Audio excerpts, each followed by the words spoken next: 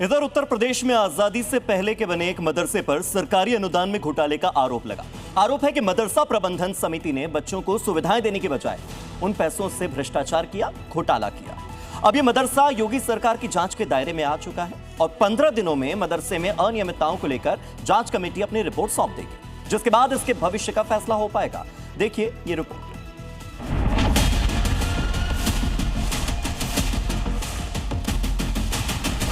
मदरसा वो स्थान जहां बच्चों को इस्लामी तालीम दी जाती है।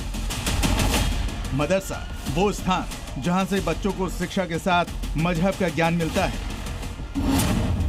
लेकिन अगर मदरसों में बच्चों को शिक्षा देने वाली ही घोटालेबाज निकले तो ये सवाल बाराबंकी के एक मदरसे पर अनियमितताओं को लेकर उठ रहे हैं। मदरसे का नाम और पता है दारुल उलूम मदरसा बाराबंकी। इस मदरसे को चलाने के लिए योगी सरकार अनुदान देती है, लेकिन उस सरकारी पैसे की हेराफेरी हो रही थी। आरोप है कि मदरसे में अवैध नियुक्तियां की गई, फर्जी प्रबंध समिति का गठन कर दिया गया। पैसों में हेरफेर का आरोप भी है। सरकार से पैसा मिलने के बावजूद छात्रों को सुविधाएं नहीं दी गई। मदरसे में दुकानें तक खोल दी गई। कुल मिलाकर मदरसे में घोटाले का आरोप है। इसका खुलासा तब हुआ जब खुद एक भाईजान ने मदरसे का काला सच सबके सामने रखा। मोहम्मद तलहा अंसारी ने मदरसे में अनियमितताओं की शिकायत अल्पसंख्यक कल्याण और वक्फ विभाग को भेजी थी। मदरसा कमर्शियल दुकानों के ऊपर चल रहा है, उसका लैंड परिवर्तन नहीं कराया गया है। चूँकि मदरसा नगर पालिका सीमा क्षेत्र में आता है तो उसका नक्शा स्वीकृत होना चाहिए, लेकिन नियमों के अनुसार ना तो नक्शा स्वीकृत है, ना उसमें लैंड यूज परिवर्तन कराया गया है, ना उसमें ये दिखाया गया है कि हम इसमें शिक्षण संस्थान चलाएंगे। शिकायत योगी प्रशासन तक पहुंची तो ठंडे बस्ते में जाने का तो सवाल ही नहीं पैदा होता। घोटाले की जांच अब 2 सदस्यीय समिति करेगी। घोटालेबाजों के पसीने छूटे हुए हैं। मदरसा प्रबंधन सभी आरोपों को सिरे से खारिज कर रहा है।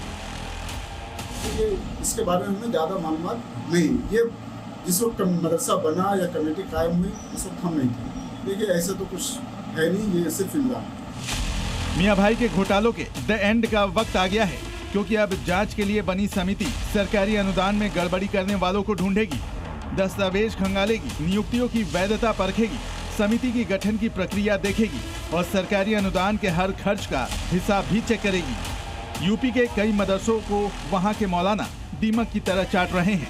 कई घोटाले पहले भी सामने आए हैं।